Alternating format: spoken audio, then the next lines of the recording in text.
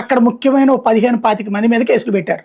Like Sathya Sai జిల్లాలో తోపుదుర్తి దగ్గర నుంచి లెక్కేసుకుంటే, గుంటూరు జిల్లాలో మిర్చి యార్డు మీద కేసు దగ్గర నుంచి చూసుకుంటే, పొదిలి దగ్గర కేసు దగ్గర నుంచి చూసుకుంటే సత్తెనపల్లి దాకా ఇన్ని కేసు. ప్రతి చోట జగన్ వెళ్ళిన ప్రతిసారి 25 మంది మీద కేసులు ఉంటాయి. కనీసం 10 మందిని అరెస్ట్ చేసి జైల్లో పెడతారు.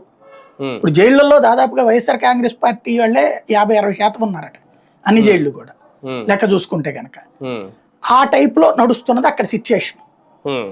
ఈ జైళ్లకు సంబంధించినటువంటి పరిణామం నేపథ్యంలో దాన్ని ఆ టైప్ లో అంటే ఈ సిచ్యుయేషన్ లో ఒకటి, ఎవరు ఇక జగన్ ప్రోగ్రామ్ అంటే నేను చెయ్యను రా బాబు మా ఊళ్ళో అనే పరిస్థితి రావాలన్నది ఒకటి చూస్తున్నారు. రెండవది నాయకులు అరెస్ట్ సిద్ధంగా ఉండాలి.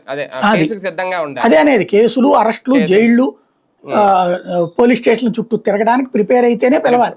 ఈ గొడవ వద్దు అనుకుంటే అసలు జగన్ దగ్గరికే పోకూడదు, జగన్ పిలవకూడదు. నెంబర్ 1.